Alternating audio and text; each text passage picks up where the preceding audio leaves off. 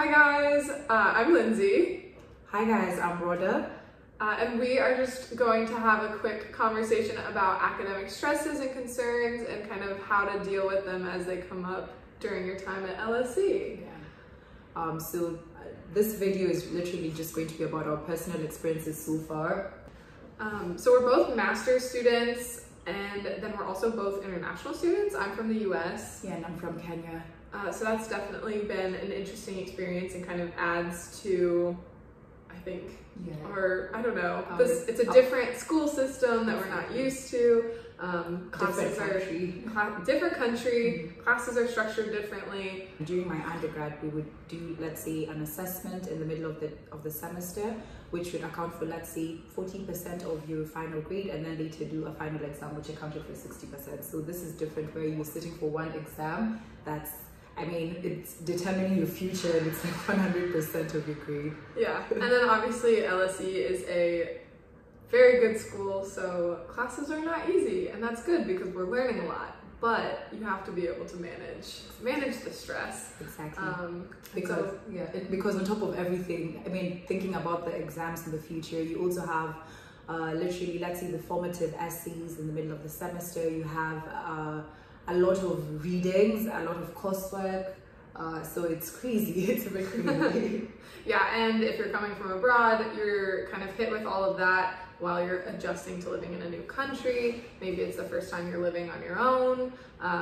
So there are a lot of different things that kind of come into play there. I think another thing that I have definitely struggled with since I've been here has been imposter syndrome, and kind of letting that seep into my academic life. There are a lot of very, very smart people at LSE, and it's an awesome opportunity to learn from your peers in addition to learning from your professors, but it can be difficult. Yeah, it can be intimidating. Sometimes you kind of look around and you, or at least personally, I have compared myself to other classmates and their experiences, and it's not helpful at all. Let me just say that.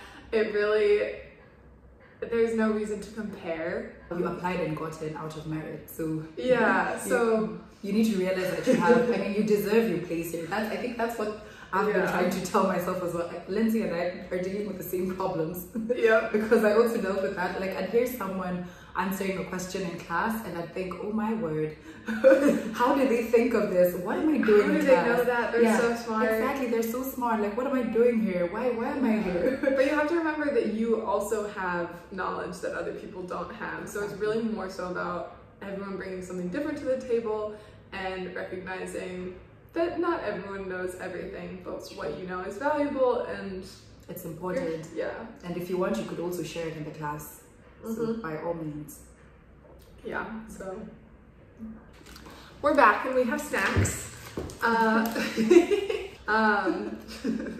We are just going to kind of go over our 3 main tips for dealing with academic stress and concerns. As we've kind of gone over, there are a lot of reasons you might get stressed throughout the term. Some of them valid. I mean, like, it is a lot of work and you need to be able to manage that. And some of them less so, specifically imposter syndrome. Our first main piece of advice is to use your support. Oh yes, yeah, you realize that LSE has a myriad of support channels. This is from student counselors, this is from LSE Life, which has so many resources, so you could always sign up for 1,000,001 workshops. I know I did. When I got here, that was amongst the first things I did on the first week, actually after the welcome week. So I went on and started thinking, okay, I need tips on how to write an essay. I need tips on how to read my coursework. I need tips on how to summarize. I need tips on public speaking. Really, what I'm trying to say here is just use your LSE Life. Again, book an appointment with a student counselor.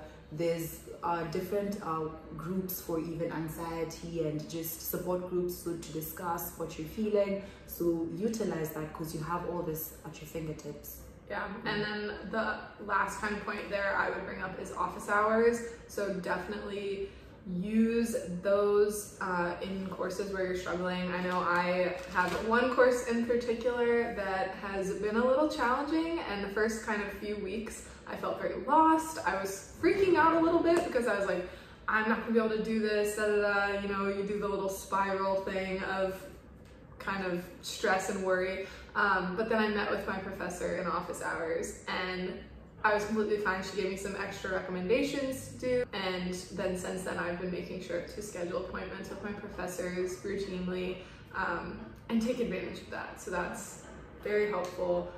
All of the professors are so nice and they want to help you. That's what they're there for.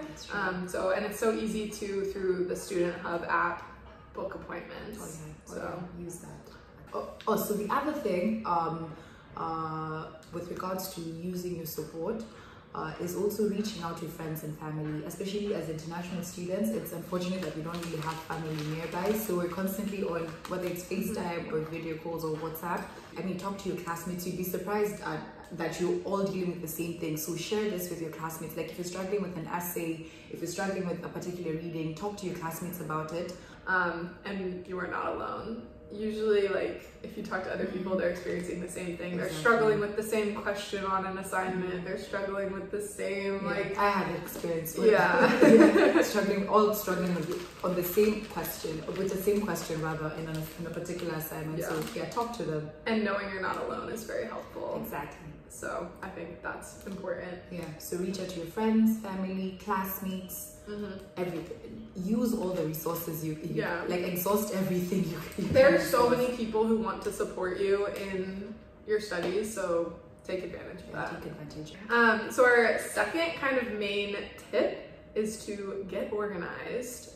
So I think that's personally very important for me, to make sure I have like a calendar going at all times, and then to-do lists. Like I personally like to start every day with a to-do list, and then I usually also have like a weekly to-do list, which maybe sounds really extra, but it helps to kind of break all of your tasks down and then be able to cross stuff off as you get it done. I like that. I also I love to-do lists. I tend to put up like a number of sticky notes or post-its like on my table with things to do, tasks to do, and it's always so refreshing to cross off something once it's done. So I do that, and I also use the notes app on my phone. I guess that could be similar to Google. I think, so I do that. So I try to like schedule everything. You know what's coming when you've broken it down. A big piece, I will emphasize this, is like breaking your tasks down. If you have a ton of reading to do, which you're at LSE, you probably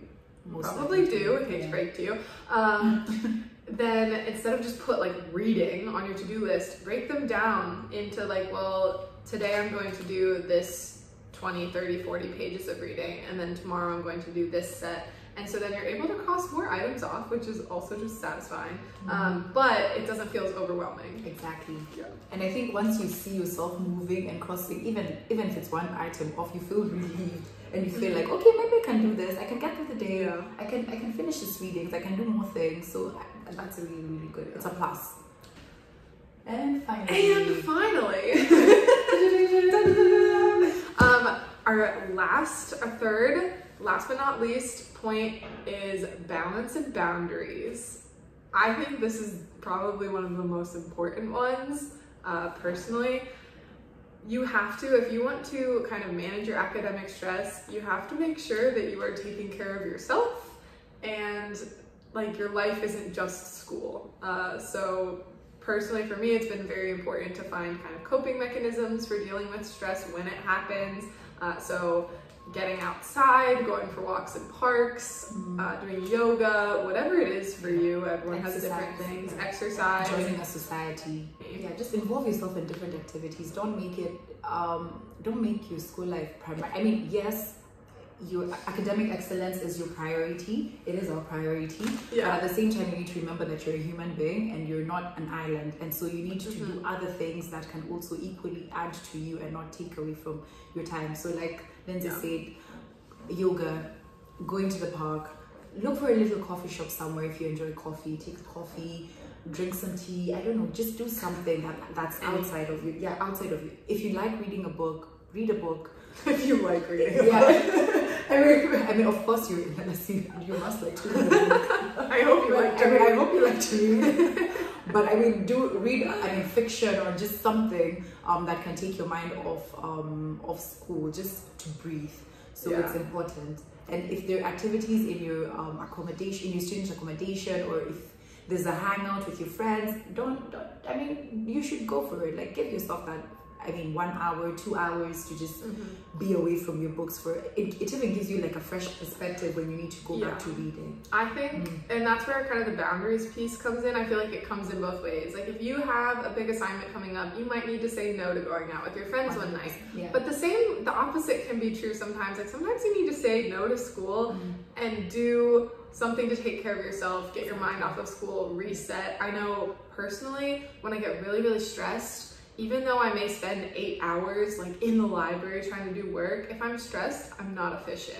If I take an hour to go for a walk, do some yoga, meditate, what have you, and I go back, I'll get that same amount of work done in like 2 hours. So you're more efficient in school if you're taking care of yourself and you're giving yourself some kind of balance socially, doing some things like exercise, being active. 100%.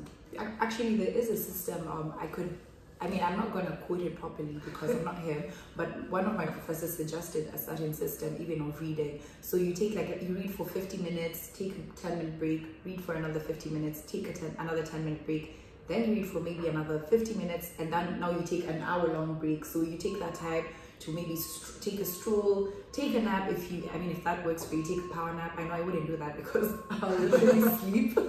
But take a power nap, take a stroll, like just, do something else for an hour, and then now go back to reading again and do the same rotation. So another 50-minute, 10-minute, 50-minute, 10-minute. I think that's kind of like the system. Yeah. So it works. And you can, whatever works for you. So there's you. Plenty of advice out there of people kind of giving different ideas for how to structure your studying and reading. But it's really just what works for you. That's what true. feels good, what helps you get the work done. And what keeps your stress level at a healthy amount. Manageable. Yeah. You can't unfortunately, might not be able to fully eliminate it, but find a way of managing it. Yeah. It's doable. And I feel like kind of using supports, balance, and getting organized are the main 3 tips for yes, to manage your academic stress and any concerns you have. Yeah. Thanks for watching and listening. Thanks, guys. Bye.